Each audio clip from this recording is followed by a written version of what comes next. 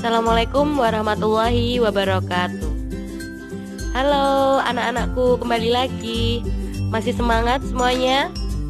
Hari ini kita akan melanjutkan untuk pembelajaran 3 pada tema 1, subtema 3.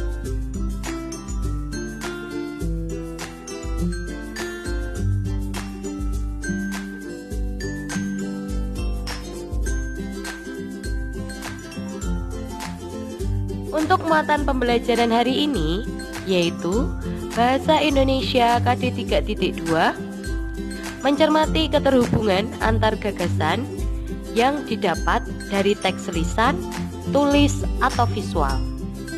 Kemudian ada mapel IPA KD 3.6 yaitu menerapkan sifat-sifat bunyi dan keterkaitannya dengan indera pendengaran.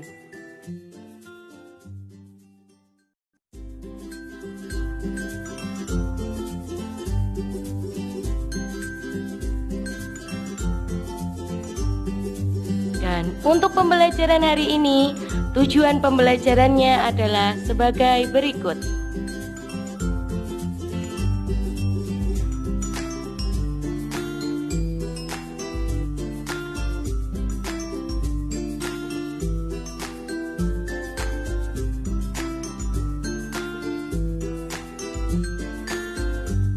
Nah, yang pertama, kita akan masuk ke pembelajaran bahasa Indonesia. Kalian bisa perhatikan ada 2 gambar. Di situ adalah tradisi dari suku Nias, yaitu Fahombo Batu. Fahombo Batu, tradisi lompat yang berasal dari suku Nias. Suku Nias berasal dari Pulau Nias yang terletak di sebelah barat Pulau Sumatera. Lompat batu atau yang dikenal dengan nama Fahombo Batu merupakan ciri khas masyarakat Nias. Tradisi melompat batu hanya dilakukan oleh kaum laki-laki, khususnya pemuda.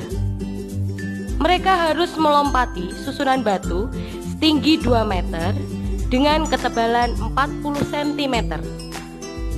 Tradisi ini bertujuan untuk menunjukkan kekuatan dan ketangkasan para pemuda yang melakukannya.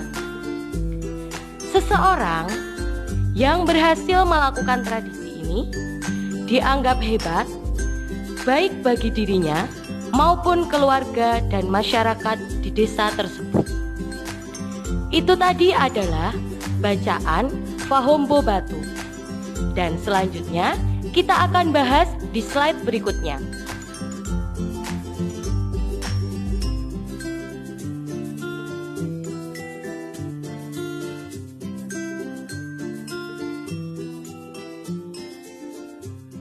Berikut adalah pembahasan untuk menentukan gagasan pokok dan gagasan pendukung untuk bacaan Fahombo Batu.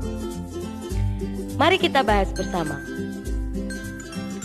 Tadi kalian sudah mendengarkan tentang bacaan Fahombo Batu. Dari bacaan yang kalian dengarkan, kita bisa menentukan gagasan pokok dan gagasan pendukung pada paragraf 1.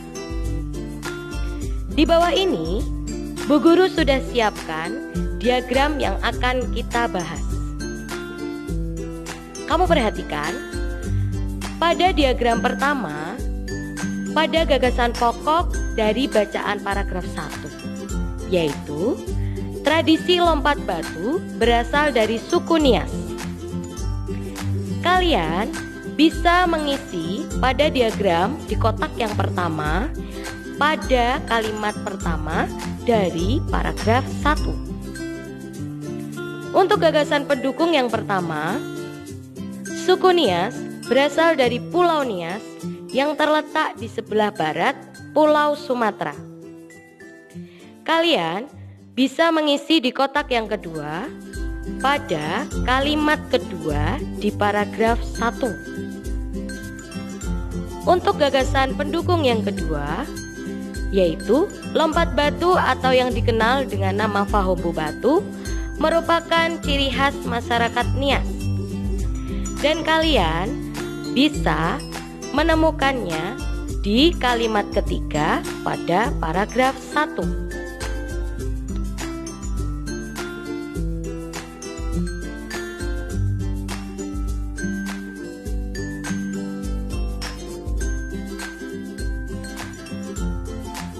Itu tadi adalah pembelajaran tentang menentukan gagasan pokok dan gagasan pendukung dalam teks lisan.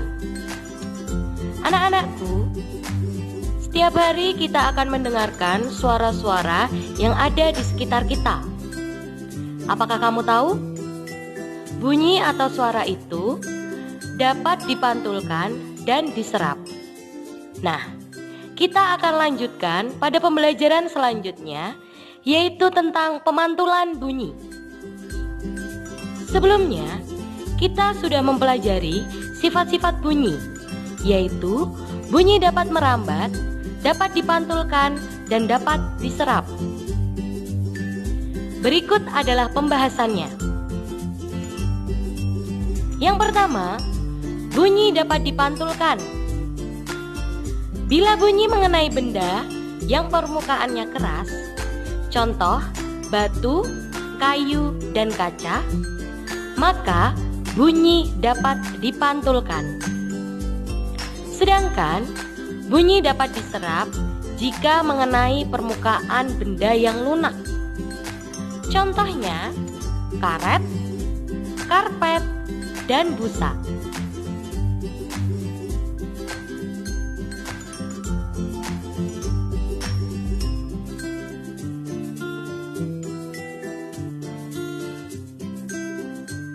Berikut materi IPA yang akan kita bahas, yaitu pemantulan bunyi berdasarkan jenisnya. Kita akan pelajari bersama-sama. Silakan kalian perhatikan. Bunyi dipantulkan menjadi 3. Yang pertama, bunyi pantul memperkuat bunyi asli, yaitu bunyi pantul yang terdengar sangat nyaring. Bunyi ini terdengar antara sumber bunyi dan dinding dengan jarak kurang dari 10 meter. Nah, bisa kita simpulkan bahwa bunyi pantul memperkuat bunyi asli apabila jarak antara bunyi dan dinding pantul yaitu kurang dari 10 meter. Yang kedua, gaung, yaitu bunyi pantul yang terdengar bersamaan dengan bunyi asli, sehingga bunyi yang tidak terdengar menjadi tidak jelas. Bunyi ini sama dengan bunyi asli yang tidak terselesaikan. Ya, kamu harus ingat, bunyi ini sama dengan bunyi asli tapi tidak terselesaikan. Bunyi ini akan terdengar dengan jarak 10 sampai 20 meter.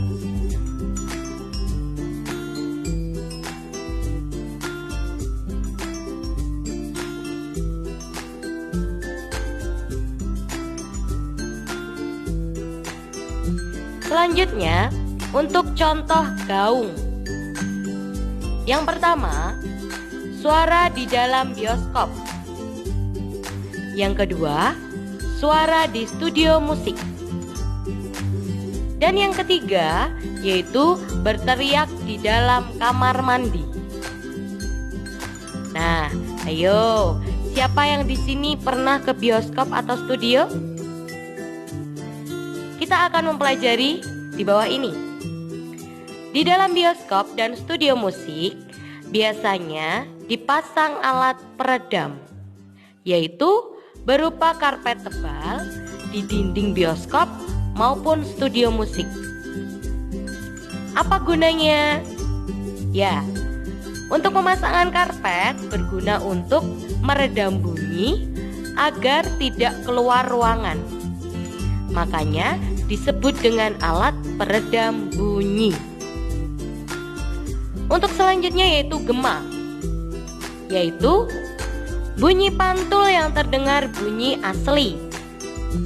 terjadi jika jarak di dinding pantul jauh dengan sumber suara.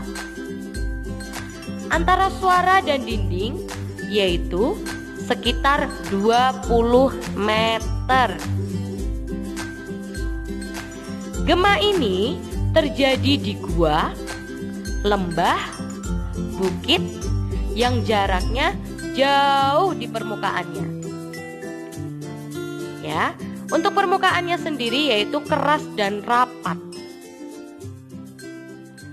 Gema sering digunakan untuk mengukur kedalaman jurang ataupun kedalaman gua.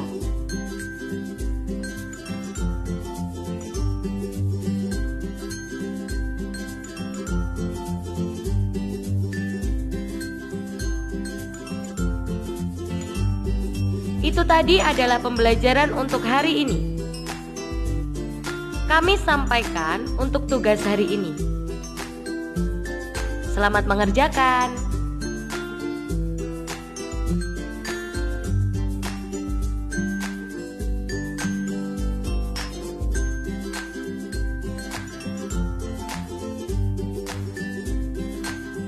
Cukup sekian pembelajaran hari ini. Tetap semangat. Terima kasih. Wassalamualaikum warahmatullahi wabarakatuh.